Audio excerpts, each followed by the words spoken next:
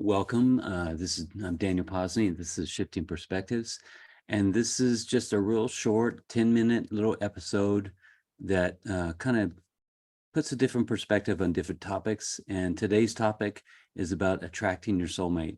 And this is something that I know, at least in Sedona, it comes up a lot, that the people that live here talk about that, talk about people that they know that have soulmate relationships, or that people are wanting that kind of relationship. And then there's people that come to Sedona that are wanting that relationship.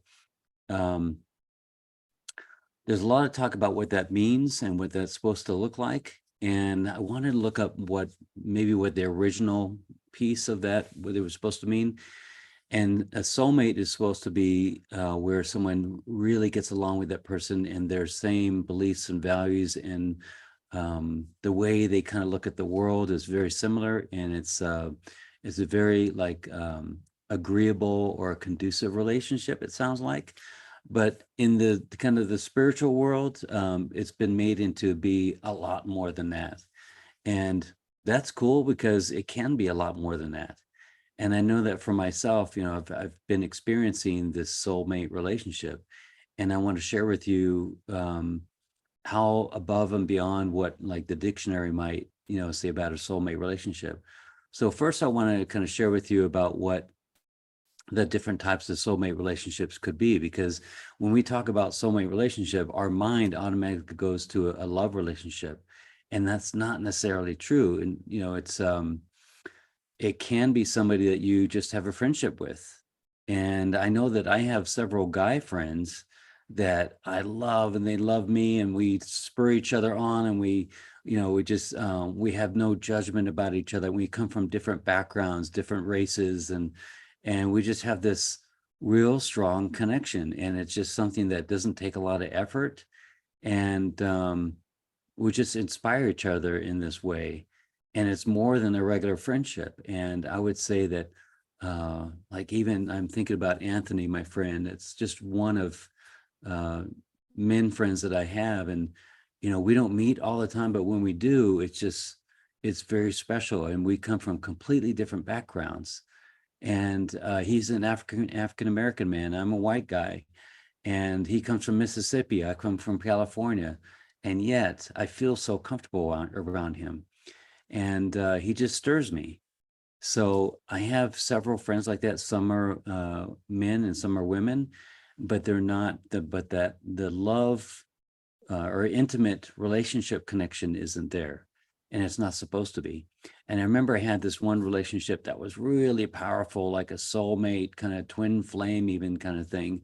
But it really wasn't meant to be a love relationship. But my mind wanted to take it to that place.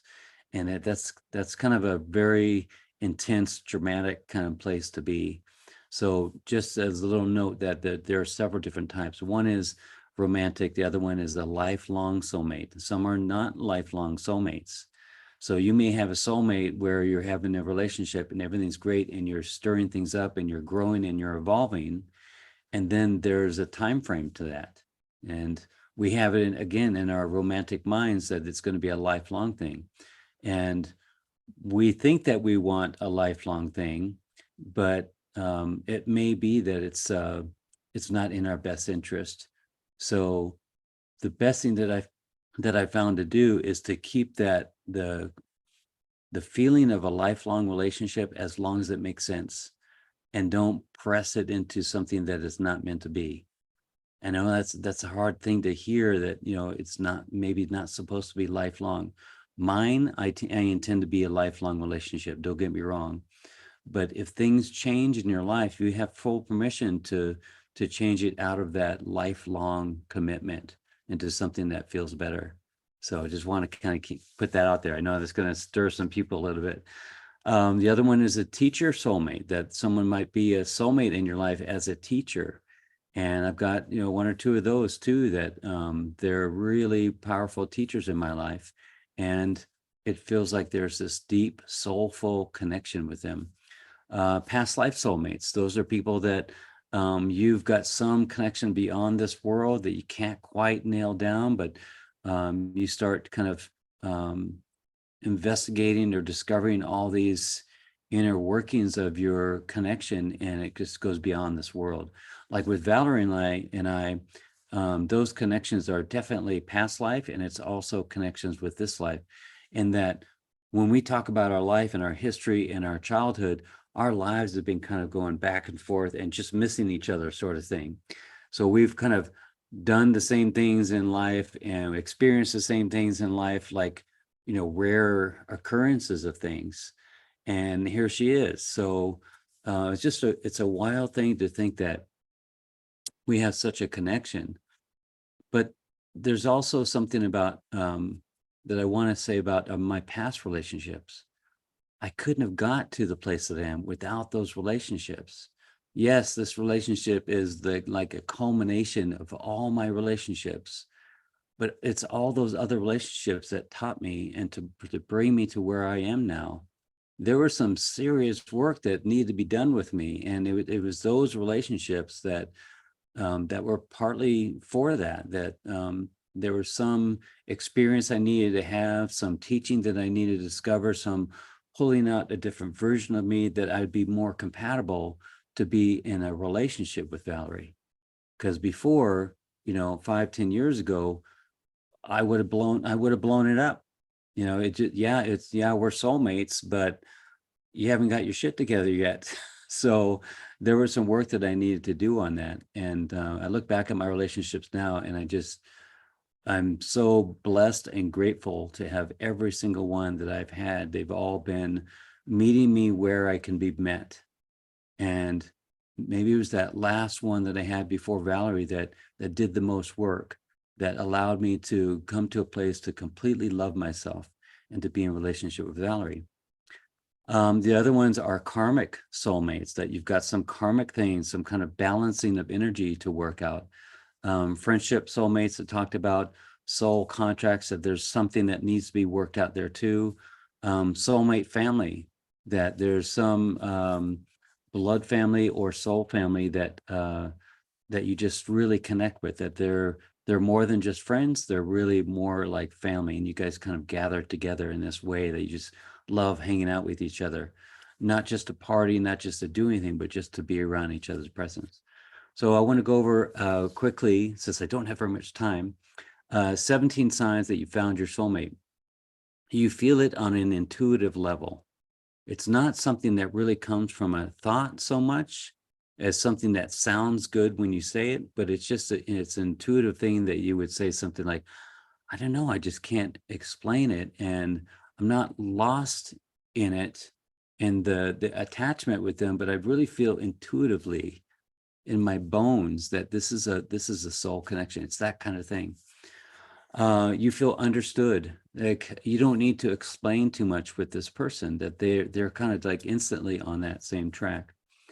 You accept them at their best and at their worst. Like, I don't know if I've ever had this, that I've accepted and not judged somebody so much as I do or don't with Valerie, that with all the different things in that make up Valerie, I accept and love all of them. And yeah, they'll like little things will trickle up on my mind, will start to go into old patterns of judgment, but then I pat it back down, and it just becomes just loving her as she is. And it's wonderful. I got to get my glasses here. You recognize them. Like that is one of the coolest feelings, is that you recognize them and they recognize you. Or the other way to say it is that you see them. Like there's, when you watch the movie Avatar, they would say, I see you. And that, man, just saying that little bit just kind of sends chills up my spine, that you would actually see the essence of this person. And you don't go into the relationship hoping that they'll change, that you completely see them as a reflection of you. And it's a different feeling. You feel deep empathy towards one another. You feel a strong chemistry. You work through your problems. The resentment doesn't build up because your communication stream is really clear. That's something that I realized with Valerie and I, is that, little tiny things will pop up and we'll talk about it, and then it'll be washed away. And you want to do that. You want to sit down with each other And although we do have our other friends, I would add this to it. If, I don't know if it's in this list, but although we do have other friends that we hang out with separately, we really like hanging out with each other. Like, I really love being alone, but there's one more thing that I love more than being alone. That's being with Valerie. She's just, I feel like I can be myself around her. I feel like I'm as comfortable being with her as I am being alone. And that's just a wonderful feeling. Uh, you work through your problems, you let your guard down. And that's something that I know I've told the story before, but when Valor and I first got together, um, my guard was starting to come up like it normally did in my past relationships. I'm sorry for my past relationships when I had that guard up. We probably both did. But I started to feel my guard come up, and it started to say things to me about Valerie. She's too much of this, or she's not enough of that, and be careful here, kind of thing. And I finally let my guard down. It was kind of like letting my guard down enough so that I can love myself through this person. So here's a person that's inviting me to allow love into myself. And my old stories started to pick up again. And I finally let my guard down completely. And I have to say, there's another thing that I did before this relationship is I had a conversation with God, and I said, I'll be 60 pretty soon next year. And I said, I've done a lot in this life. I had a really full life, had lots of tragedy and hardship and love and experience, and trashing myself and building myself back up and all those things. And then I would honestly look back at my life and go, wow, that was amazing. That was a pretty full life. So I could die tomorrow and be really satisfied with the way that life turned out, and I'd have no regrets. So I said, if that's the case, that I'm in this place, why don't I just completely let God run the show, let spirit, animate my body in its own way, and not try and work it towards my Daniel's advantage. And that's when Valerie, came into my life in a love relationship. So, maybe that was it. Maybe that was the thing that I needed to completely surrender to that.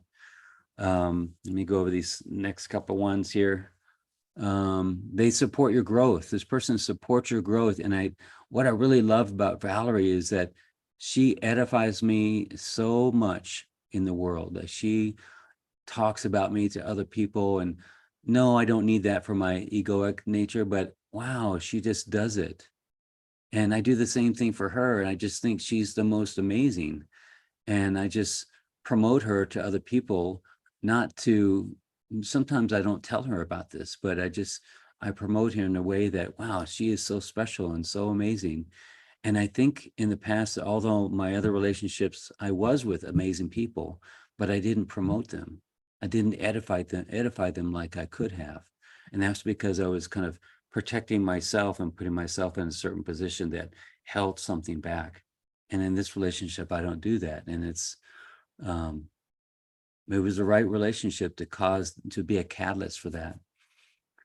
Let's see, everything seems to fall in place. That's the thing that I noticed, is that, and this is something that we've gotten more validation with different psychics and things. It's like, whatever you guys want to do in the world, it will be done, kind of thing.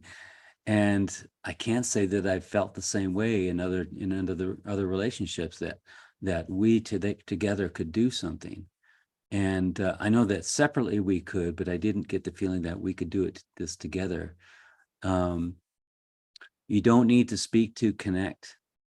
Yeah, that's completely true. You respect one another's difference.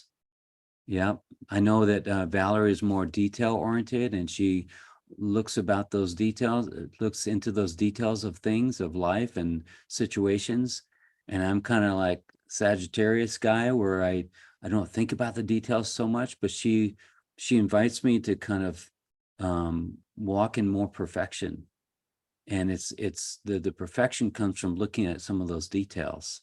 So it's like, together, I allow her to relax about the details and don't stress about those details. but then she invites me to balance out myself too. So it's pretty cool. Your values align. I was talking to a couple years ago, and the guy was very much pro-vaccination, or let's say, I wouldn't even say vaccination, pro-COVID shot, and she was totally against it. So they had these just completely opposing views, and they had been married for a while, and it was just total out of alignment with this one really critical topic. So things like that, where those really critical topics, where it's not that we agree 100% on everything. It's just that, gosh, most things we have a pretty good mindset about things. Like one of the things that I noticed the other day, we were in ceremony with some dear friends, and the work that I do kind of incorporates some ritual and ceremony and shamanic healing, and bringing in the four directions and native ways and nature and that kind of thing. And we're out on the land with this couple who has been, they're like elders to us and really dear friends. And we were doing this ceremony, and I think I was drumming or playing the flute, and Valerie just went in, she picked up the drum and she started drumming and singing her song, which is, she's not doing it to please me or to like fit in with me. She's her own person, but this is her natural way. This is her, like, it comes so naturally to her to break into native song and play the drum. And it was just, I was just looking at it going, wow, there's no convincing of her to do anything. It's just, it's naturally there, that this is something that she would do without me. And that's pretty neat. You can communicate honestly. That was something that we got into when we first got together, is that, we had these really, really honest conversations.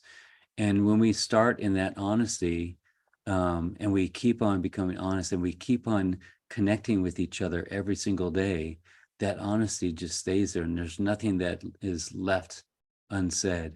And I don't mean just like challenging stuff that we talk about in a relationship. I mean the good stuff too, that we're honest with each other about how much I do love you, how much I'm in love with you, how much I adore you, how much I think you're awesome.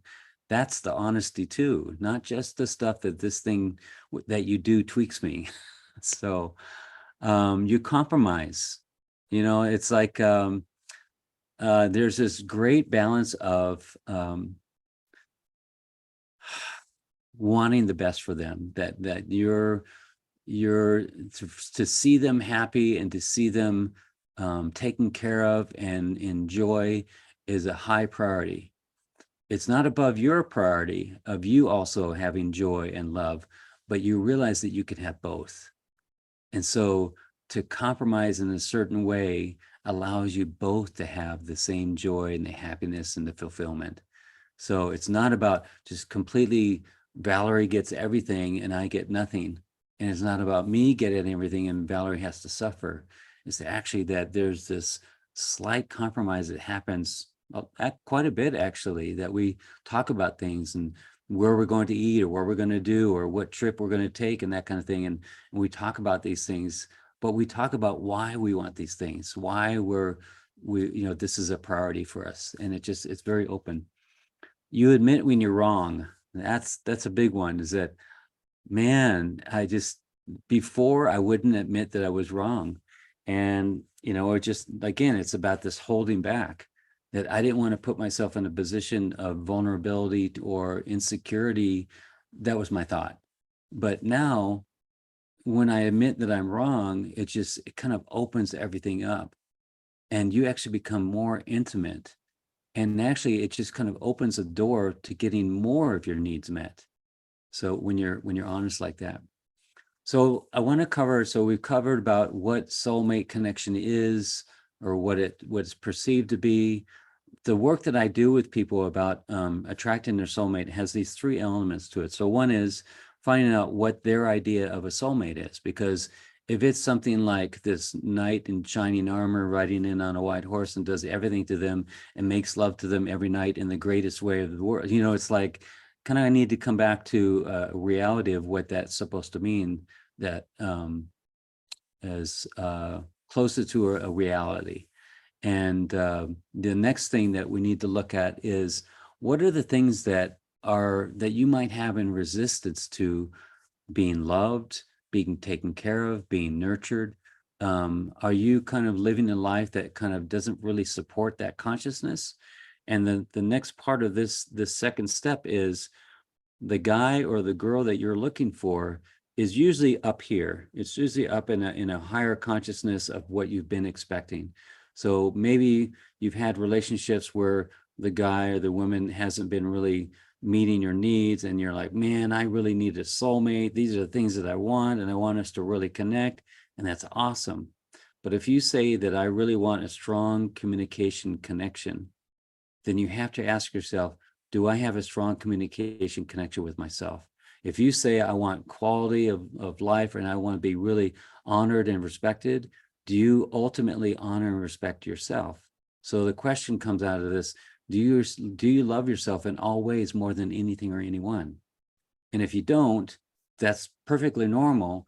But if you did, or if you came closer to 100%, then your ability to attract that soulmate that gives you all, that loves you in all ways more than anything, anyone, then you'd be more in frequency with that. So what you're looking for is up here, but maybe where you're at, where you've been living your life in your own consciousness and your own frequency and what you believe about yourself. How can you have detrimental or limiting thoughts about yourself and attract someone who has loving thoughts about you? It just doesn't quite match. So there's usually some work to do about inside yourself about how you feel about yourself.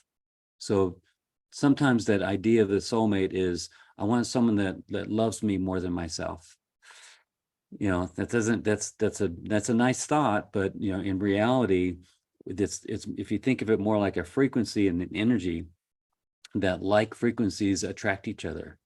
So whatever work that we can do on ourselves to completely be okay, satisfied, loving, committed to ourself, then we start to get into more ability to attract someone.